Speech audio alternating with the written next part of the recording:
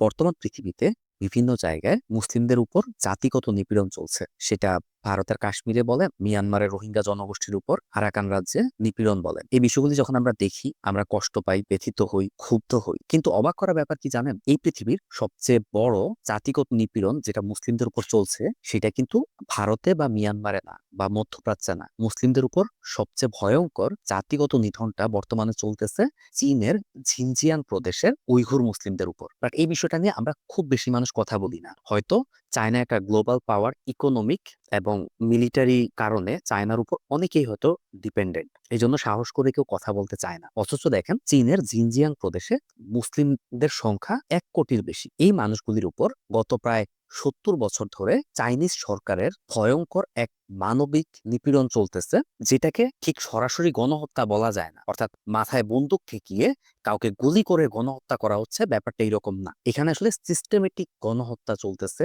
Systematic নিপীড়ন চলতেছে।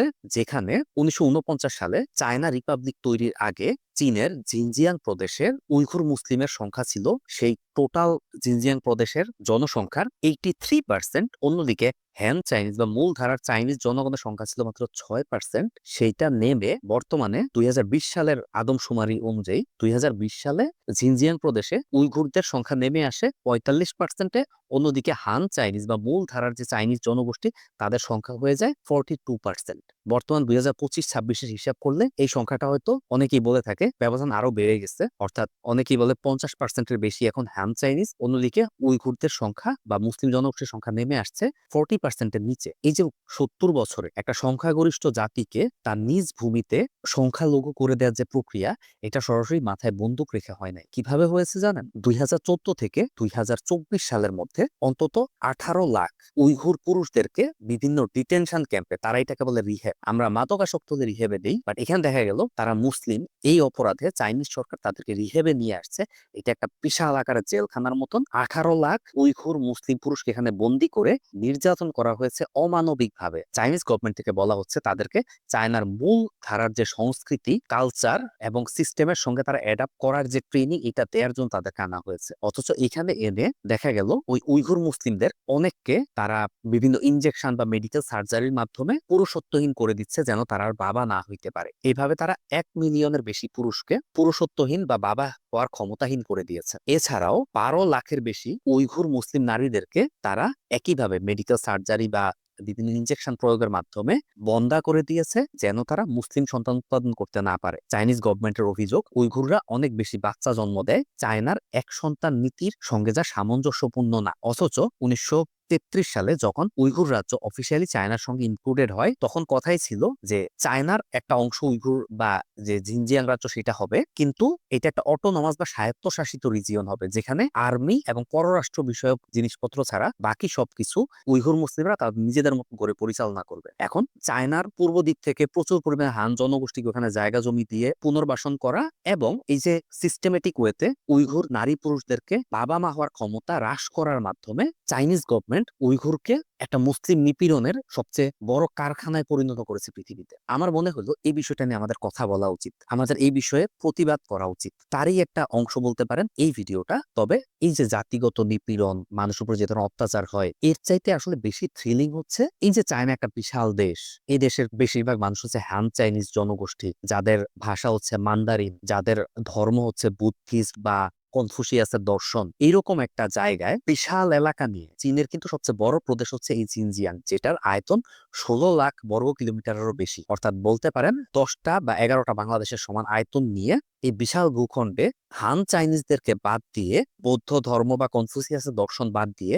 কিভাবে একটা জাতি ইসলাম ধর্মে কনভার্ট হইলো, নিজেদের ভাষা তৈরি করলো, নিজেদের সংস্কৃতি তৈরি করলো, এই পুরা ব্যাপারটা আমার কাছে মনে হয়েছে হলিউড সিনেমার যে কোনো একটা থ্রিল সিনেমার চাইতে অনেক বেশি থ্রিলিং। এবং আজকে মূলত আমি আপনাদের সঙ্গে শেয়ার করব সেই ইতিহাস, সেই গল্প, যেখানে কিভাবে আজ থেকে 1000 বছর আগে এই জিনজিয়াং এ বাস করা উইঘুর জাতিটা একটা মুসলিম ধর্মে কনভার্ট হইলো, এবং কিভাবে তারা নিজেদের ভাষা এবং সংস্কৃতি তৈরি করলো। হোপফুলি ভিডিওটা ইন্টারেস্টিং হবে, বিশেষ করে যারা ইতিহাস পছন্দ করেন। এই উইঘুর জাতির ইতিহাস শুরু হয় আজ থেকে প্রায় 1300 বছর আগে। তবে এখন যেমন তারা জিনজিয়াং এ বসবাস করে, তাদের আদি নিবাস জিনজিয়াং এ ছিল না, তাদের আদি নিবাস ছিল বর্তমান মঙ্গোলিয়ার অরখন ভ্যালিতে 744 খ্রিস্টাব্দে তখনও এই উইঘুর জাতিটা ছোট একটা মরুভূমিতে ঘুরে বেড়ানো যাযাবর জাতি ছিল, যেটা চীন মঙ্গোলিয়া সীমান্তের গোবি মরুভূমিতে থাকে। অ্যাজ ইউজুয়াল মরুভূমির ছোট গোত্র যাযাবরের মতো জীবনযাপন করে। বাট এই উইঘুর যে জনগোষ্ঠীটা বা যে গোত্র থেকে তারা আসছে, তাদের একটা বিশেষ বৈশিষ্ট্য ছিল। তারা সেই 744 খ্রিস্টাব্দ বা সেই সময় থেকে পড়াশোনা করতো, পড়াশোনার প্রতি তাদের আগ্রহ ছিল। সেই সঙ্গে তারা বেশ কিছু সামরিক দক্ষতা অর্জন করে এবং তাদের আশেপাশে যে গোবি মরুভূমির অন্যান্য গোত্রগুলি ছিল তাদেরকে তারা ইনফ্লুয়েন্স করা শুরু করে সামরিকভাবে, প্রশাসনিক কার্যক্রমের মাধ্যমে, গানে, কবিতায়, ভাষার চর্চায়, পড়াশোনায় ইনফ্লুয়েন্স করতে থাকে। ফাইনালি 744 খ্রিস্টাব্দে এসে এই উইঘুর গোত্র এবং তাদের সঙ্গে আরো যে যে গোত্রগুলি ছিল গোবি মরুভূমিতে, তাদেরকে ইউনাইটেড করে তারা একটা স্বাধীন উইঘুর রাজ্য তৈরি করে, যেটার আয়তন ছিল 31 লক্ষ বর্গ কিলোমিটারেরও বেশি। অর্থাৎ বলতে পারেন প্রায় 16টা বাংলাদেশের সমান বা 20টা বাংলাদেশের সমান বিশাল এরিয়া নিয়ে এক রাজ্য। তার রাজ্যটার নাম দেয় উইঘুর খাগানাত। উইঘুর শব্দের অর্থ হচ্ছে ইউনাইটেড পিপল বা ঐক্যবদ্ধ মানুষ। অন্যদিকে খাগানাত এটা বলতে বোঝায় কিংডম বা ডাইনাস্টি। তো এই উইঘুর খাগানাত সেই সময়ে খুব প্রভাবশালী একটা রাজ্য ছিল, তাদের প্রশাসনিক কাঠামো খুব স্ট্রং ছিল এবং এই রাজ্যটা তারা শাসন করে প্রায় 100 বছর। পরবর্তীতে 840 খ্রিস্টাব্দে একটা ভয়ঙ্কর ঘটনা ঘটে। ইয়াসনেই কিরগিজ নামে আরেকটা মঙ্গল বেদুইন জাতি, একটা তাতার জাতি এই উইঘুর খাগানাত বা উইঘুরদের এই রাজ্যকে আক্রমণ করে। ভয়ঙ্কর আক্রমণ, যাযাবর জাতির আক্রমণ যেরকম হয়, নারী পুরুষ নির্বিশেষে তারা হত্যা করতে থাকে, জিনিসপত্র ঘর বাড়ি লুটপাট করতে থাকে এবং সেই উইঘুর খাগানাত বা উইঘুর রাজ্য তখন ফল করে। সেই সময় কিছু সৌভাগ্যবান উইঘুর মানুষ যারা প্রশাসনিক বিভিন্ন গুরুত্বপূর্ণ পদে ছিলেন, রাজপ্রাসাদের ভেতরে ছিলেন, যাদের নিরাপত্তার বলয়টা স্ট্রং ছিল, এরকম 7 থেকে 8 হাজার উইঘুর মানুষ তারা রাতের অন্ধকারে সেই মঙ্গোলিয়ার অরখন ভ্যালির উইঘুর রাজ্যে থেকে বের হয়ে আসে। বের হয়ে রাতের অন্ধকারে তারা পশ্চিম দিকে পালাইতে থাকে। মঙ্গোলিয়ার সেই গভী মরুভূমি পাড়ি দিয়ে চীনের উত্তর পশ্চিমাঞ্চলের বিশাল অঞ্চল, মরু এলাকা, রুক্ষ পাহাড় পর্বতে ঘেরা এলাকা পাড়ি দিয়ে এই 7-8 হাজার মানুষ, যার মধ্যে অধিকাংশই হচ্ছে পুরুষ, খুব অল্প সংখ্যক নারী নিয়ে তারা হাঁটতে হাঁটতে প্রায় বছর খানেক যাত্রা করার পর তারা একটা জায়গায় এসে পৌঁছায়। এই জায়গাটার নাম তারিম বেসিন বা তারিম নদীর অববাহিকা, যেটা বর্তমান জিনজিয়াং প্রদেশ পুরাটাই হচ্ছে এই তারিম বেসিনের অংশ। একটা নব বেসিন বা নদীর অববাহিকা বলতে কি বোঝায়? যেখানে বিভিন্ন জায়গার পাহাড় থেকে অনেক নদী একসঙ্গে সে একটা জায়গায় মিলিত হয়। যখন অনেক নদী একসঙ্গে প্রবাহিত একটা জায়গায় মিলিত হয়, তার আশেপাশের অঞ্চলে যেহেতু এটা সমতল ভূমি পাহাড়ের মাঝখানে এবং প্রচুর নদী নালা মানে প্রচুর পানি সরবরাহ আছে, তার মানে পুরা জায়গাটা উর্বর একটা জায়গা হয় যেখানে সহজে ফসল ফলানো যায়। এরকম একটা জায়গায় এসে তারা উপস্থিত হয়। এখন হাজার হাজার বছর ধরে এই তারিম বেসিন বা তারিম নদীর অববাহিকা যেটা আছে, এটা দুইটা ভাগে বিভক্ত। একটা হচ্ছে পূর্ব তারিম উপত্যকা, অন্যটা হচ্ছে পশ্চিম তারিম উপত্যকা। এটা বিভক্ত কারণ এই তারিম নদীর অববাহিকার ভেতর দিয়ে, তারিম বেসিনের ভেতর দিয়ে দুইটা বিশাল পাহাড় আছে। এই দুইটা পাহাড় হচ্ছে কুনলুন পর্বত আর অন্যটা হচ্ছে তিয়ানশান পর্বত। এই বিশাল পর্বতমালার কারণে পূর্ব অংশ আর পশ্চিম অংশে তেমন যোগাযোগ ছিল না। পশ্চিম অংশে কিন্তু অলরেডি কাশগড় নামে একটা শহরকে কেন্দ্র করে সেই খ্রিস্টের জন্মের আগে থেকেই বিশাল এক সাম্রাজ্য আছে। এই সাম্রাজ্যটা তৎকালীন নাম ছিল কারাখানিদ এম্পায়ার বা কারাখানিদ সাম্রাজ্য। বিশাল বড় নগর রাষ্ট্রের সভ্যতা এবং শহর, কিন্তু তারা কখনো তারিম অঞ্চলের পূর্ব দিকে আসে নাই, কারণ ওই যে বিশাল পাহাড়, এখানে যোগাযোগ ব্যবস্থা রক্ষা করাটা খুব কঠিন ছিল। তাই পশ্চিম দিকে একটা বড় সভ্যতা তৈরি হলো, পূর্ব দিকে তেমন বড় কোনো সভ্যতা বা রাষ্ট্র তৈরি হয়নি। ওইখানেও ছোট ছোট গোত্র আকারে মানুষজন ছড়ায় ছিটে বিভিন্ন জায়গায় পূর্ব তারিম বেসিনে বসবাস করত এবং ওইটাকে বলা হতো কোচ রাজ্য। তবে এটা অনেক বড় কোনো রাজ্য, সেন্ট্রাল কোনো অথরিটি ছিল না, ছোট ছোট গোত্র আকারে মানুষের বসবাস। ঠিক এই পূর্ব তারিম উপত্যকাতে এসে পৌঁছায় এই উইঘুর জনগোষ্ঠী। আসার পর ওরা এখানে দেখলো যে এখানে বড় কোনো সাম্রাজ্য নাই, মানুষজন খুব কম, কিন্তু এখানকার মাটি বেশ উর্বর, ওয়েদার ভালো, সমতল ভূমি আছে। তো এখানে তারা বসবাস করার সিদ্ধান্ত নেয়। এখন মঙ্গোলিয়া থেকে তারা নিঃস্ব অবস্থায় একেবারে আসে নাই, তারা কিছু গুরুত্বপূর্ণ জিনিস নিয়ে আসছে। প্রথম কথা হলো, তারা যেহেতু একদম এলিট শ্রেণীর লোক ছিল সেই উইঘুর রাজ্যের, তো তারা বেশ স্বর্ণ মুদ্রা, রৌপ্য মুদ্রা বা ধন সম্পদ নিয়ে আসছিল। দ্বিতীয়ত, তারা প্রশাসনিক কাজে খুব দক্ষ লোক ছিল, পড়াশোনা জানা লোক ছিল। তৃতীয়ত হচ্ছে তারা তাদের ভাষা সংস্কৃতি নিয়ে আসছিল, যাদের লিখিত বর্ণমালা ছিল, ভাষা খুব সমৃদ্ধ ছিল। উইঘুর ভাষার উইঘুর জনগোষ্ঠী এখানে চলে আসে। তবে একটা জিনিস মাথায় রাখতে হবে, তারা মঙ্গোলিয়া থেকে আসছিল, চায়নার অন্যান্য অঞ্চলের মতন তারা কিন্তু বৌদ্ধই ছিল, তারা কিন্তু মুসলিম হয় নাই। মুসলিম হওয়ার ঘটনাটা আরো অনেক পরে ঘটে, সেটাতেই আমরা আজকে আসবো।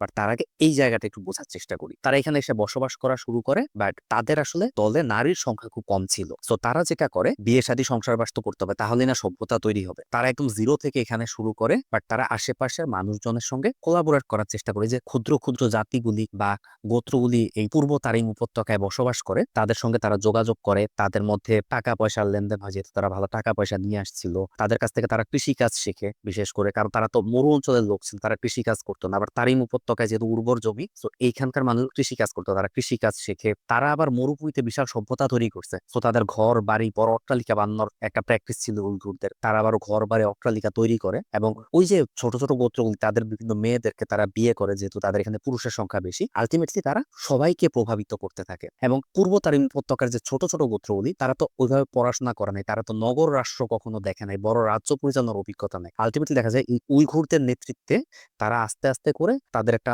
নতুন রাজ্য তৈরি করার স্বপ্ন দেখে। এবং উইঘুররা যেহেতু প্রশাসনিক কাজে খুব এক্সপার্ট ছিল, তারা এখানে খুব ভালোভাবে কোলাবোরেট করা শুরু করে। সব মিলে তারা একটা আবারও সেই ইউনাইটেড উইঘুর জাতি, যেটা একসময় মঙ্গোলিয়াতে ছিল, এবার এটা পূর্ব তারিম বেসিনে বা বর্তমান জিনজিয়াং রাজ্যের পূর্ব অংশে তৈরি হইতে থাকে। মোটামুটি 840-এর দিকে তারা পূর্ব তারিম উপত্যকায় আসে, এবং 900 খ্রিস্টাব্দের মধ্যে তারা একটা বেশ বড় রাজ্য তৈরি করে, যেটার নাম আবারও তারা দেয় উইঘুর খাগানাত বা ওই যে উইঘুরদের রাজ্য। এইভাবে করে ওই যে পশ্চিম অংশ, যেটা কুনলুন পর্বত আর তিয়ানশান পর্বতের কারণে আগে থেকে আলাদা ছিল, এই রাজ্যের মানুষজনের সঙ্গে এরা যোগাযোগ করা শুরু করে। ওই রাজ্যের মানুষ এই রাজ্যের প্রতি আগ্রহ দেখানো শুরু করে, কারণ তারা দেখলো এখন আর এই হচ্ছে যাযাবররা বসবাস করে না, এখানে একটা সুসংহত রাজ্য আছে, এখানে ব্যবসা বাণিজ্যের ভালো সুযোগ সুবিধা আছে। তো 900 খ্রিস্টাব্দের পর থেকে পূর্ব তারিম আর পশ্চিম তারিমের মধ্যে একটা যোগাযোগ শুরু হয়। তবে এই যোগাযোগটা খুব সহজ ছিল না, যে বিশাল দুইটা পাহাড় মাঝখানে খুব অল্প কিছু মানুষ ব্যবসা বাণিজ্যের জন্য আসতো, নিজেদের মধ্যে থটস হয়তো আদান প্রদান করতো। এভাবে প্রায় 50-60 বছর চলে। ফাইনালি 960 খ্রিস্টাব্দে পশ্চিম তারিম উপত্যকা, যেটা কাশগড়কে কেন্দ্র করে কারাখানিদ এম্পায়ার ছিল, তারা পার্সিয়ানদের প্রভাবে ইসলাম ধর্ম গ্রহণ করে। কেন করে এটা আপনারা ম্যাপের দিকে তাকালে সহজে বুঝবেন। দেখবেন যে কাশগড় যে শহরটা, এটার চারপাশে যে দেশগুলি আছে, এগুলি একটা হচ্ছে আপনার উজবেকিস্তান, তাজিকিস্তান, কিরগিস্তান, তুর্কমেনিস্তান, এই দেশগুলো, এগুলো তো আগে থেকেই মুসলিম দেশ ছিল। এদের প্রভাবে কাশগড় কেন্দ্রিক যে কারাখানিদ রাজ্য, অর্থাৎ পশ্চিম তারিম বেসিন, এরা ইসলাম ধর্ম গ্রহণ করে 960 খ্রিস্টাব্দে। ওরা ইসলাম ধর্ম গ্রহণ করার পর একটু একটু করে ইসলামের দাওয়াত তারিম উপত্যকার সেই পূর্ব দিকেও আসতে শুরু করে, অর্থাৎ উইঘুরদের মধ্যে আসতে শুরু করে। তবে যোগাযোগ যেহেতু খুব লিমিটেড ছিল, জাস্ট বাণিজ্যিক বা ব্যবসায়িক যোগাযোগ ছিল, কিছু কিছু মানুষ হতে ইসলাম ধর্ম কনভার্ট হয়েছে, বাট সেটা সংখ্যাটা খুবই লিমিটেড, ইভেন 5%ও না। এই উইঘুরদের তখন পর্যন্ত তারা সংখ্যাগরিষ্ঠভাবে বুদ্ধিস্ট জনগণ, তারা বৌদ্ধ ধর্ম পালন করে। এভাবে করে প্রায় 150 বছরের মতন কাটে। 150 বছর পর 1212 খ্রিস্টাব্দে একটা বিশেষ ঘটনা ঘটে। সেই সময় মঙ্গলরা পুরো পৃথিবী জয় করার নেশায় মত্ত। তারা চায়না থেকে মঙ্গোলিয়া হয়ে চায়না দিয়ে পশ্চিম দিকে যাত্রা শুরু করে। এই যাত্রায় এসে একটা সময় তারা এই পূর্ব তারিম উপত্যকা বা উইঘুরদের রাজ্যেও আসে। মঙ্গলদের একটা বৈশিষ্ট্য ছিল চেঙ্গিস খানের, সে যখন কোনো রাজ্য দখল করত, রাজ্য দখলের আগেই সেই রাজ্যের যে রাজা থাকতো তাকে একটা পত্র দিত, দিয়ে বলতো তোমরা আমাদের কাছে যদি শান্তিপূর্ণভাবে আত্মসমর্পণ করো, তাহলে আমি তোমাদের কোনো ক্ষতি করব না, তোমরা জাস্ট আমার রাজ্যের অন্তর্গত হবা, আমাকে ট্যাক্স দিবা, এবং তোমাদের জানমালের দায়িত্ব আমার। বাট যদি এই শর্তে রাজি না হও, তাহলে কিন্তু তোমাদের ভয়ঙ্কর পরিণতি হবে। এবং এই যে চেঙ্গিস খান বা মঙ্গলরা আক্রমণ করলে কি হয়, এটা অলরেডি পৃথিবীর মানুষ বুঝে গেছে, এই উইঘুর রাজ্যের মানুষও বুঝে গেছে। তো উইঘুর রাজ্যের রাজা বা যারা ছিল গুরুত্বপূর্ণ পদে, তারা নিজেদের নাগরিকদের জানমালের নিরাপত্তার স্বার্থে নিঃশর্তভাবে চেঙ্গিস খানের কাছে আত্মসমর্পণ করে, মঙ্গলদের কাছে আত্মসমর্পণ করে। আত্মসমর্পণ করার পরে স্বাভাবিকভাবেই ওই মঙ্গল সেনাবাহিনী এখানে ঘাঁটি তৈরি করে, উইঘুরদের সঙ্গে যোগাযোগ করা শুরু করে। উইঘুর অনেক নারীদেরকে তারা বিয়ে টিয়ে করে। এছাড়াও তারা প্রস্তুতি নেয় উইঘুর রাজ্য থেকে, অর্থাৎ পূর্ব তারিম উপত্যকা থেকে এবার তারা পশ্চিম তারিম উপত্যকায় যে কাশগড়কে কেন্দ্র করে যে কারাখানিদ এম্পায়ার আছে, এটাকে তারা দখল করবে। এটা করতে কি করতে হবে, মাঝখানে তো বিশাল তিয়ানশান আর কুনলুন পর্বত, এটা দিয়ে কিভাবে যাবে তার এই বিশাল সেনাবাহিনী, এই যে ঘোড়া, হাতি, যুদ্ধের যত মালামাল, কামান, গোলাবারুদ, এত কিছু নিয়ে কিভাবে যাবে? তো ও যেটা করে, এই মঙ্গল বাহিনী, চেঙ্গিস খান বাহিনী, তারা এই দুই পর্বত কেটে, তিয়ানশান এবং কুনলুন পর্বত কেটে বিশাল এক রাস্তা তৈরি করে পূর্ব তারিম থেকে পশ্চিম তারিম উপত্যকা পর্যন্ত। এই প্রথমবার মতো অফিসিয়ালি একটা ভালো রাস্তা দিয়ে তাদের যোগাযোগ তৈরি হয়। কারাখানিদ এম্পায়ারকেও বা পশ্চিম তারিম উপত্যকার লোকজনকেও এইভাবে প্রস্তাব দেওয়া, তোমরা আমার প্রস্তাব স্বেচ্ছায় গ্রহণ করো, বাট তারা করতে রাজি হয়নি, তারা মঙ্গলদের সঙ্গে যোগ দিতে রাজি হয়নি। এজ ইউজুয়াল চেঙ্গিস খান তার বিশাল মঙ্গল বাহিনী আক্রমণ করে রাজ্য জুড়ে মানুষকে কচু কাটা করতে থাকে, এবং একটা পর্যায়ে গিয়ে এজ ইউজুয়াল মঙ্গল বাহিনী যা করতো ওখানে তাই হয়, একটা ম্যাসাকার, এবং রাজ্যের বেশিরভাগ মানুষকে তারা মেরে ফেলে। এবং ফাইনালি ফাইনালি ওই পশ্চিম তারিম উপত্যকা সে দখল করে নেয়। দখল করার পর যেটা হয়, যেহেতু ওই রাজ্যে সব মানুষকে সে মেরে ফেলছে, ব্যাপক লুটপাট চলছে, এখন ওই রাজ্যটাকে যদি প্রশাসনিকভাবে স্থির রাখতে হয় তাইলে তো কারো না কারো হেল্প লাগবে। এখন যেহেতু পূর্ব তারিম উপত্যকার লোকজন তাকে সহযোগিতা করছে, তার সঙ্গে কোঅপারেট করছে এবং স্বেচ্ছায় আত্মসমর্পণ করছে, তাই মঙ্গল বাহিনী এবং চেঙ্গিস খান পশ্চিম তারিম উপত্যকার দায়িত্বটাও এই পূর্ব তারিম উপত্যকার উইঘুরদেরকে দিয়ে দেয়। প্রশাসনিক বিভিন্ন গুরুত্বপূর্ণ পদে উইঘুরদেরকে বসাইতে থাকে। আবার পশ্চিম পাশের অনেক মানুষজন যেহেতু চেঙ্গিস খান থেকে বাঁচতে পালায়, কিন্তু আবার অনেকে পূর্ব দিকে আসে, পূর্ব দিকের যে উইঘুর আছে তাদের সঙ্গে ভালো সম্পর্ক করা তৈরি করে। এভাবে করে তাদের মধ্যে একটা যোগাযোগ তৈরি হয়, একটা ব্রিজ তৈরি হয়, এবং উইঘুররা আস্তে আস্তে পূর্ব তারিম এবং পশ্চিম তারিম দুই জায়গাতেই সংখ্যাগরিষ্ঠ হইতে থাকে। বাট তখন পর্যন্ত তাদের ধর্ম কিন্তু বৌদ্ধ ধর্ম। এবার আসে ইসলামের পালা, তবে সেটা মঙ্গলদের আক্রমণের প্রায় ১৫০ বছর পর ১৩৬০ খ্রিস্টাব্দে এই চেঙ্গিস খানেরই এক বংশধর উইঘুর মহিলার গর্ভে, চেঙ্গিস খান তো যেখানে যাইতো, যে রাজ্য দখল করতো সেই রাজ্যের মহিলাদের গর্ভে নিজের সন্তান দিয়ে যায়। চেঙ্গিস খানেরই এরকম এক বংশধর যে উইঘুর রাজ্যে তার মা ছিল, সেখানে উইঘুর রাজ্যে সে বড় হয়। এরকম উইঘুর এক রাজা ফাইনালি ১৫০ বছর পর উইঘুর রাজ্যকে আবার একত্রিত করে, পূর্ব তারিম এবং পশ্চিম তারিম দুইটাকে একত্রিত করে বিশাল এক সাম্রাজ্য তৈরি করে। সেইটার নাম দেয় কারা খোজা ডাইনাস্টি বা কারা খোজা খাগানাত। এই কারা খোজা রাজ্যের সে একচ্ছত্র অধিপতি হয়ে ওঠে, রাজ্যে খুব ভালো শাসন ব্যবস্থা সে কায়েম করতে থাকে ১৩৬০ খ্রিস্টাব্দ থেকে। ১৩৬১তে এসে একটা বিশেষ ঘটনা ঘটে, যার কথা এতক্ষণ বললাম চেঙ্গিস খানের বংশধর, তার নাম হচ্ছে তুঘলক তৈমুর খান। ওনাকে আবার ভারতবর্ষে তৈমুর লংয়ের সাথে মিলানো যাবে না, উনি আলাদা একজন মানুষ, তার নাম তুঘলক তৈমুর খান। তো এই তুঘলক তৈমুর খান ১৩৬১ সালে সম্রাট বা উইঘুর খাগানাতের রাজা থাকা অবস্থায় একটা শিকারে যায় একটা জঙ্গলের ভেতরে। ওই জঙ্গলের ভেতরে গিয়ে সে একজন পার্সিয়ান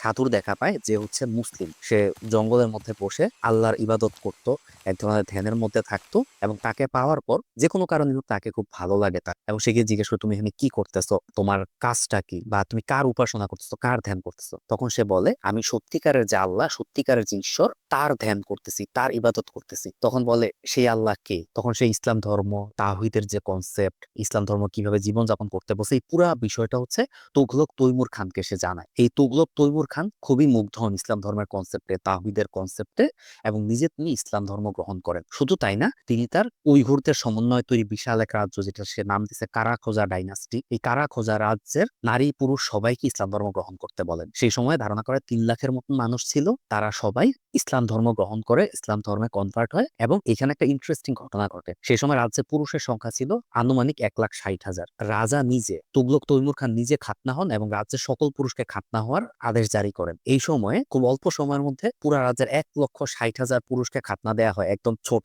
বাচ্চা থেকে শুরু করে একদম বৃদ্ধ পর্যন্ত সবাইকে। বলা হয়ে থাকে মজা করে যে ওই সময়ে যদি বাইরে থেকে কোনো রাজ্য উইঘুরদের রাজ্য বা কারা খোজা রাজ্যকে আক্রমণ করতো, তাহলে সহজেই দখল করে নিতে পারতো। কারণ লম্বা একটা সময় ধরে যেহেতু বেশিরভাগ পুরুষের শয্যাশায়ী ছিল তাদের খাতনা করার কারণে, বর্তমান সময় মতন অ্যান্টিবায়োটিক বা ব্যথানাশক কিন্তু সেইভাবে ছিল না। তো সেই সময় পুরুষদের জন্য খতনা করাটা একটা খুব পেইনফুল একটা কাজ ছিল, এবং রিকভার করতে বেশ সময় লাগতো। যাই হোক, ফরচুনেটলি ওই রকম বাইরে থেকে কেউ আক্রমণ করে নাই। একটা সুস্থ, সুন্দর, সমৃদ্ধশালী একটা রাজ্য ইসলামের শাসনের অধীনে তৈমুর খান উনি প্রতিষ্ঠা করার চেষ্টা করেন। পরবর্তীতে ওনার মৃত্যুর পর ওনার বংশধররাও ইসলামের খিলাফতের আদলে এখানে একটা রাজ্য প্রতিষ্ঠা করে উইঘুরদেরকে নিয়ে, যেখানে উইঘুররা নিজেদের সংস্কৃতি যেমন পালন করত, পোশাক আশাক যেমন নিজেদেরটা পালন করত, আবার ইসলামী আইন কানুন, ইবাদত বান্দিগি, নামাজ রোজা করা, হজ করা, এই জিনিসগুলো তারা প্র্যাকটিস শুরু করে। এবং এই যে ইসলাম ধর্ম গ্রহণের ফলে এবং পূর্ব পশ্চিম তারিম বেসিন একসঙ্গে যুক্ত হওয়ার কারণে উইঘুররা ভাষায় একটা বিশেষ পরিবর্তন আসে, অনেক ইসলামী শব্দ প্রবেশ করে। আমরা যেমন সালাতকে বা প্রেয়ারকে নামাজ বলি, পার্সি শব্দ, এই পার্সি প্রভাবে উইঘুরের যে মুসলিম তারাও কিন্তু চীনা ভাষায় কথা বলে, আবার নামাজকে তারা সালাত বলে, তারা নামাজকে নামাজি বলে, বাংলা ভাষার মতন শুনতে মনে হবে অনেকটা। তারপরে আমরা যেমন বিচারককে কাজী বলি, তারাও বিচারককে কাজী বলে। এইভাবে করে উইঘুরদের ভাষা, সংস্কৃতি এগুলো ইসলামের প্রভাবে সমৃদ্ধ হইতে থাকে, তাদের অঞ্চল, রাজ্য উন্নত হইতে থাকে, এবং প্রায় ৪০০ বছর ধরে তৈমুর খান বা তার বংশধররা এই রাজ্যকে পরিচালনা করে, ইসলামের প্রসার ঘটে, সবাই মুসলিম হয়ে যায়। কিন্তু ৪০০ বছর পর আবার একটা ঘটনা ঘটে, হৃদয় বিদারক দুঃখজনক ঘটনা। ১৭৫৯ খ্রিস্টাব্দে চীনে তখন ছিল কিং ডাইনাস্টি। এই কিং ডাইনাস্টি তখন একদম পূর্বের চীন থেকে শুরু করে পশ্চিম দিকে পুরাটা সে দখল করা শুরু করে। এই সময়ে এসে কারা খোজা যে রাজ্য, যেটা বর্তমান জিনজিয়াং, এটাও তারা ক্যাপচার করে নিয়ে নেয়, চীনের কিং সাম্রাজ্যের অধীনে নিয়ে আসে, এবং কারা খোজা রাজ্য নামের পরিবর্তন করে তারা এটার নাম দেয় জিনজিয়াং। চীন ভাষায় জিনজিয়াং মানে হচ্ছে নতুন দেশ। যেহেতু এত পশ্চিমে তারা আগে আসে না, এটা একটা নতুন দেশ, নতুন ভাষা, নতুন সংস্কৃতি, এই জন্য এটা নাম দেয় তারা জিনজিয়াং। তবে কিং ডাইনাস্টির একটা ভালো দিক ছিল, তারা ধর্মের ব্যাপারে কোনো জোর জবরদস্তি করতো না। তারা যা শাসন করতো, ট্যাক্স নিত, বাট তারা ধর্ম নিয়ে বাড়াবাড়ি করতো না। জিনজিয়াং এর মানুষ সে আগের মতো, এই উইঘুর মুসলিমরা তাদের মতন করে ইসলাম ধর্মই পালন করতো, নিজস্ব ভাষা সংস্কৃতি তারা পালন করতো। কিংদের অধীনে তারা মোটামুটি ভালোই ছিল, তেমন কোনো প্রবলেম হয় নাই। ফাইনালি 1912 সালে সিনহাই বিপ্লবের পরে চীন যখন তার নতুন আধুনিক চীন রাষ্ট্র গঠন করার প্রক্রিয়ার মধ্যে দিয়ে যায়, কিং রাজত্ব তো ফল করে, আলটিমেটলি পুরা চীন চলে যায় হান চাইনিজদের দখলে, যাদের ভাষা হচ্ছে মান্দারিন। তারা তো একটা ইউনিফাইড চীনের চিন্তা করে, যেখানে চীনারা এক চীনা ভাষায় কথা বলবে, কনফুসিয়াসের দর্শন মানবে, চীনাদের যে সংস্কৃতি আছে সেটাই তারা পালন করবে, চীনরা যেভাবে দেশ চালাবে সেভাবেই তারা চালাবে। এখন স্বাভাবিকভাবেই একটা মুসলিম রাজ্য যাদের ভাষা এবং সংস্কৃতি আলাদা, তারা তো এটা সহজে মানতে চাইবে না। এটা নিয়ে অনেক ধরনের দেন দরবার অনেক কিছু হইতে থাকে। বিশেষ করে প্রথম বিশ্বযুদ্ধের পরে উইঘুর যে বর্তমান রাজ্য বা জিনজিয়াং যে রাজ্যটা, এই রাজ্যটা একটা আলাদা দেশ হওয়ার চিন্তা করে। তারা নাম দিতে চায় ইস্ট তুর্কিস্তান। তুরস্ক বা মধ্য এশিয়ার যে দেশগুলো, উজবেকিস্তান, তাজিকিস্তান, এগুলি তখন আবার তুরস্ক থেকে তারা সাপোর্ট পায়, বাট এই রাজ্যগুলি তখন আবার রাশিয়ার অধীনে ছিল। যার কারণে রাশিয়ান গভর্নমেন্ট আবার চীনের সঙ্গে কোনো ঝায় ঝামেলা যেতে চাচ্ছিল না। চীন একটা বড় দেশ, আবার কি না কি হয় এই চিন্তা থেকে। তো রাশিয়া সেই সময় যদি সাপোর্টটা পাইতো, তাহলে হয়তো তারা ইন্ডিপেন্ডেন্ট একটা কান্ট্রি হইতে পারতো, বাট তাদের কাছে সাপোর্ট পায় নাই। এখন যেহেতু ইন্টারন্যাশনাল কমিউনিটি সাপোর্ট দিচ্ছে না, তখন উইঘুর নেতারা চিন্তা করলেন যে চীনের সঙ্গে আসলে এখানে যদি আমরা রক্তপাত করি, এখানে যদি যুদ্ধ করি, নিজেদেরই ক্ষতি হবে। বরং চীন আবার তাদেরকে একটা ভিন্নধর্মী প্রস্তাব দেয়। তারা বলে যে তোমরা চীনের অধীনে থাকবা, বাট তোমরা হবে একটা অটোনমাস বা স্বায়ত্তশাসিত রিজিয়ন। অর্থাৎ মূল যে পররাষ্ট্রনীতি বা সামরিক নীতি, এগুলির বাইরে তোমাদের নিজস্ব কালচার, সরকার ব্যবস্থা, অর্থ ব্যবস্থা সবকিছু তোমাদের মতোই থাকবে। তো আলটিমেটলি তারা দেখতো যে চীন সরকার যেহেতু রাজি হচ্ছে তাদেরকে একটা অটোনমাস রিজিয়ন দিতে, তারা ওই নতুন দেশ তৈরি করার পরিকল্পনা বাদ দিয়ে 1933 সালে অফিসিয়ালি চীন রিপাবলিকের সঙ্গে তারা জয়েন করে। প্রথম দিকে বেশ ভালোই চলতেছিল, বাট 1949 সালে যখন আধুনিক চীন রিপাবলিক হয়, সমাজতন্ত্রে তারা দীক্ষা নেয়, ওই সময় এসে সমাজতন্ত্রের সঙ্গে ইসলামের একটা বিরোধ আছে, এক চাইনিজ নীতি তারা প্রচলন করে। এরপরে 1979 সালে তারা এক সন্তান নীতি গ্রহণ করে। এগুলি কোনোটাই কিন্তু আসলে উইঘুর মুসলিমদের ভালো লাগতেছিল না। বাট চায়না তো একটা সাম্রাজ্যবাদী শক্তি, তারা তো সবকিছু নিজেদের মতো গ্রাস করতে চায়। তো আলটিমেটলি যেটা হয়, চাইনিজ গভর্নমেন্ট অনেক ধরনের আইন কানুন তৈরি করতে থাকে। বিশেষ করে চায়নার পূর্ব অঞ্চল থেকে মূল ধারার যে চাইনিজ, যাদেরকে হান চাইনিজ বলা হয়, যাদের ভাষা মান্দারিন, তাদেরকে ব্যাপকভাবে মাইগ্রেট করানো শুরু করে 1949 সালের পর থেকে 2020 সাল পর্যন্ত ব্যাপক মাইগ্রেশনের ফলে, এবং এই যে উইঘুরদের উপর বিভিন্ন বিধিনিষেধ আরোপের ফলে তাদের নারীদেরকে বন্ধ্যা করে দেয়া, পুরুষদেরকে বাবা হওয়ার ক্ষমতা কমায় দেয়া, এগুলি করে করে দেখা যায় যে 2020 সালে এসে হ্যান চাইনিজ জনগোষ্ঠীর সংখ্যা হয়ে যায় 42%, আর উইঘুর হয়ে যায় 45%। অথচ 1949 সালেও উইঘুররা ছিল এখানে 83% উইঘুর মুসলিম, আর মাত্র 6% ছিল হান চাইনিজ জনগোষ্ঠী। তো বুঝতেই পারতেছেন, একটা জাতিকে সিস্টেমেটিক্যালি জাস্ট বাবা মা হওয়ার ক্ষমতা বন্ধ করে দিয়ে কিভাবে এক ধরনের নীরব গণহত্যা চালানো হয়েছে এই চীনের উইঘুর মুসলিমদের উপর। এখন বর্তমানে উইঘুররা নিজেদের অধিকার আদায় করতে চায়, তারা এখন আফসোস করে যে আমরা কেন নিজস্ব দেশ গঠন করলাম না। বাট এই বিশাল চীনের সঙ্গে তো তারা পারবে না, এবং দিনের পর দিন হয়তো আস্তে আস্তে উইঘুররা বেঁচে হয়তো থাকবে, কিন্তু খুব ক্ষুদ্র একটা জনগোষ্ঠী হয়ে তেমন কোনো প্রভাব ছাড়া একটা ক্ষুদ্র নৃগোষ্ঠীতে পরিণত হবে মনে হচ্ছে অবস্থা দেখে। এবং 2025-26 সালে এসে নাকি অলরেডি 50%-এর বেশি এখানে হান চাইনিজ জনগোষ্ঠী হয়ে গেছে। তো এই ছিল উইঘুরদের মুসলিম হওয়ার গল্প, যেটা আমার কাছে খুব ফ্যাসিনেটিং লাগছে, আমার কাছে খুব ইন্সপায়ারিং লাগছে। হোপফুলি আপনাদেরও ভিডিওটা ভালো লাগছে। ভিডিওটা ভালো লাগলে আমার চ্যানেলটা সাবস্ক্রাইব করতে ভুলবেন না, আর লাইক কমেন্ট শেয়ার করে আপনার বন্ধুদের সঙ্গে ভিডিওটা শেয়ার করেন, পরিবারের সঙ্গে ভিডিওটা শেয়ার করেন, যেন সবাই এই ব্যাপারটা জানতে পারে। ভালো থাকেন সবাই, দেখা হবে পরের ভিডিওতে আরো নতুন ইন্টারেস্টিং কোনো টপিক নিয়ে। ততদিন পর্যন্ত আল্লাহ হাফেজ।